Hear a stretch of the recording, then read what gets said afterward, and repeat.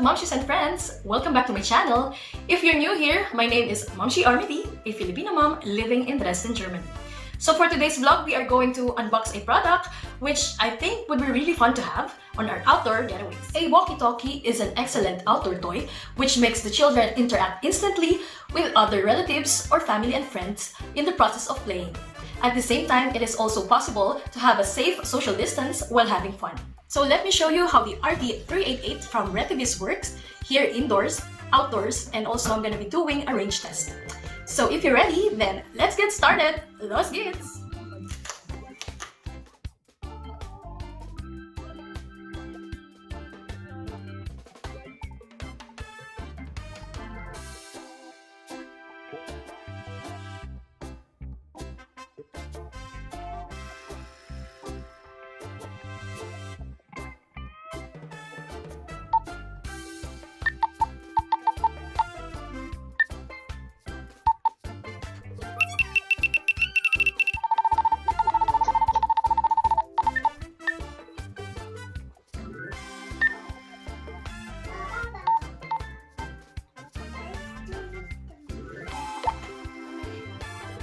Hello?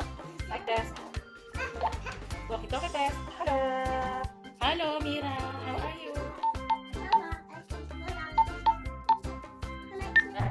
So if you actually use the Vox function, it will automatically connect you. It's hands-free, so you don't need to click or press the talk button. So you can automatically hear whatever the other person is saying or whatever they're doing. You can hear it if you select number 3 because it's the highest volume range.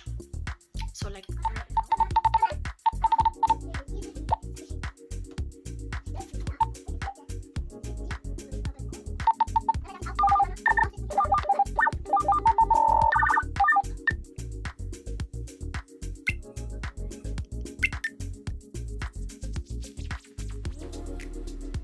right now, we're in the middle of the Heide forest. So we're going to try out our newest walkie-talkie, the RT388 from Retevis.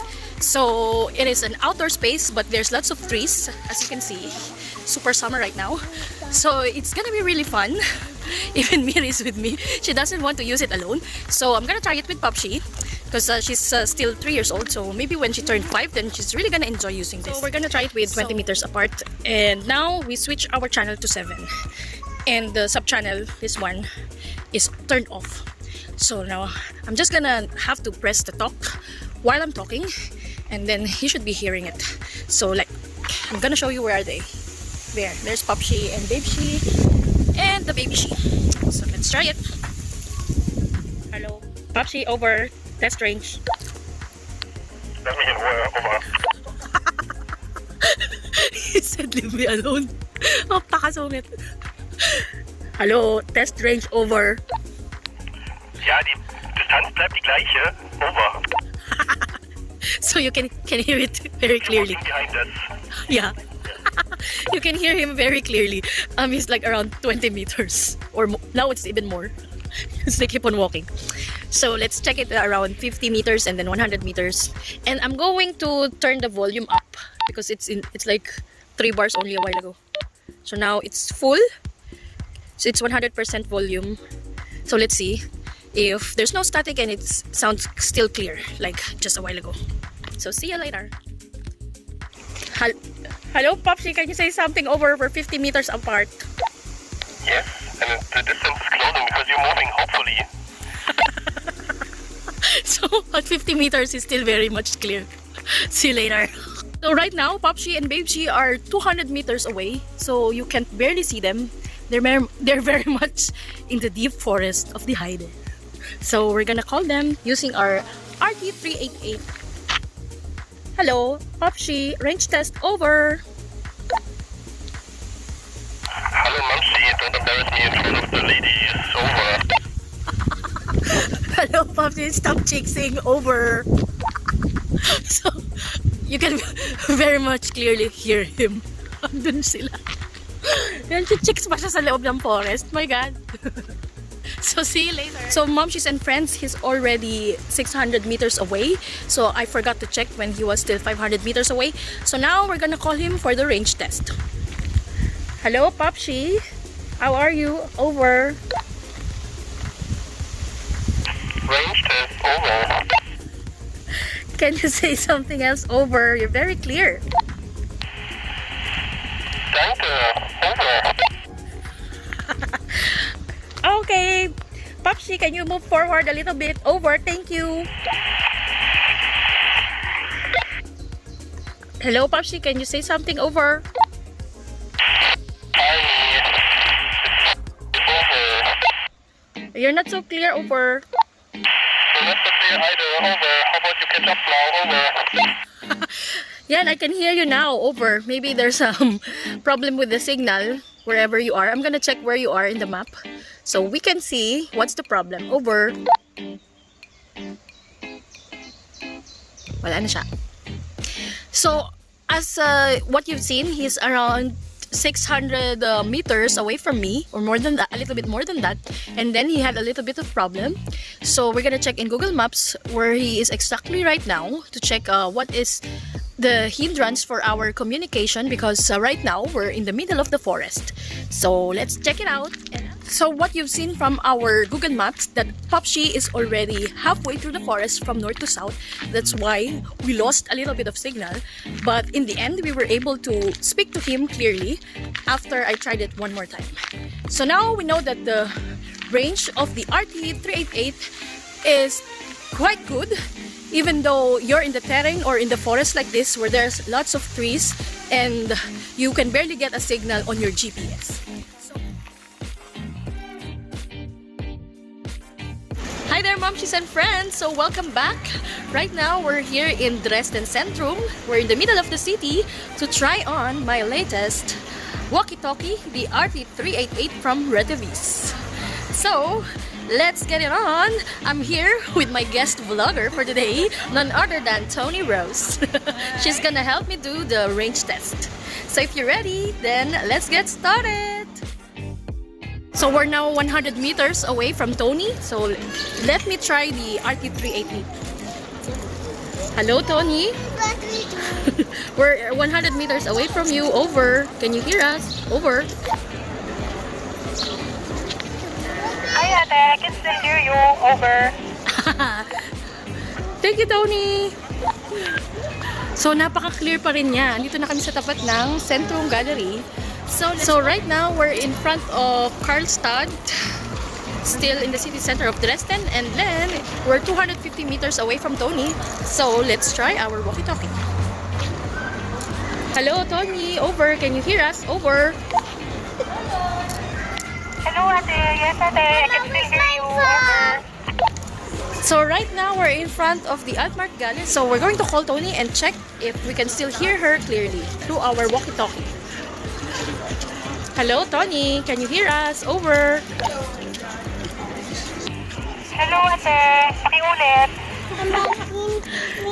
Hello, Tony. Can you hear us? Over. Hi, Ate. Yes, Ate. I can still hear you. Over. Thank you. So there's already a little bit of static after 500 square meters.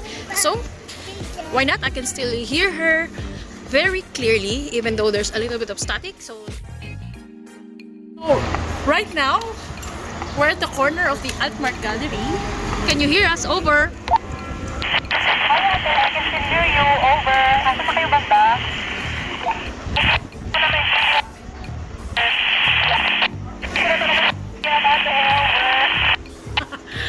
Actually, I can understand you. You said hindi mo maintindihan. Over. So as you can see, I clearly understand her, but she cannot understand me at this range of 750 square meters apart. So it's still not that bad, you know. It's 750 square meters and I can hear her, she can hear me. So I think I'm gonna go further for another 100 square meters and see if I can still hear her a little bit.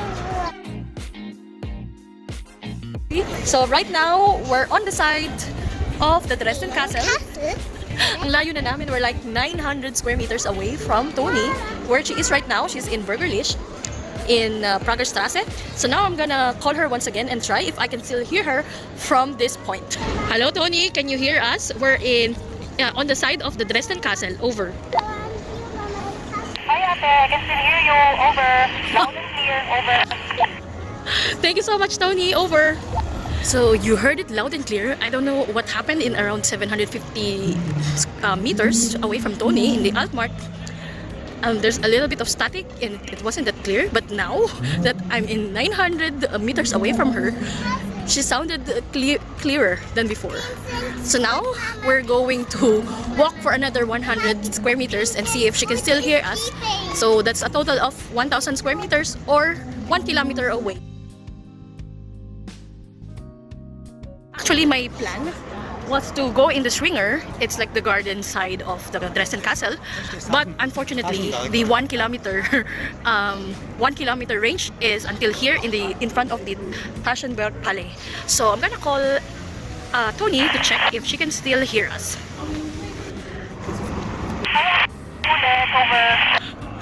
Medyo hindi na clear. So we don't get any reply, so it means she did not hear us. That's the end of it. By 1,000 square meters or 1 kilometer away, we cannot hear Tony anymore. So instead of going or walking straight, we turn to the left. So I don't know if it has something to do with a bad reception or what, because there's lots of buildings here on the side. But let's see. I guess the range is until 1,000 kilometer, or I mean 900 meters. Then you can still hear each other clearly. Then after 1,000, it's bad reception already. So that concludes our actual test range, and I'll see you later with my honest review. At first, I thought the walkie-talkie is more like a toy, but as I felt it, it's really professional. The plastic is very durable. It has ergonomic design and also round corners, which is very safe for the kids to use. And at the same time, it is very compact and lightweight. It's probably around 300 grams if I'm not mistaken. I also like the fact that it is very easy to use. You just need to press the menu button a couple of times to get to the function, and also by using the arrow buttons. I really like the hands-free function, which just works like you're talking on the speakerphone, and at the same time, the lock-in function is also really good for your children, so you will maintain the same channel you were using before. The best of it all is that you will get a great quality for its price, and you will hear a very clear voice. You don't get a drop of signal, not until when we were in the forest for around more than 600 meters and in the city center for around 750 meters. That's why I can definitely recommend this product to you, momchies and friends. I just wish that you can charge it directly, just like how you do it on your phone. But you can also use a rechargeable battery to save you some money. But for me, it's just easier if you can directly charge it. So if you good news to our loyal subscribers and viewers. We're gonna give 2 sets of the RT388 walkie-talkie by just commenting down below. So we're gonna make a draw lots next week, and I'm gonna update you through one of my short videos. If you did not get lucky, you still get a chance of 15% discount through this link below by ordering it through Amazon. So if you love videos like this and if you haven't subscribed to my channel, please hit the red button and the notification bell so you'll be updated. Thank you so much for watching. Bis zum nächsten Mal and good luck!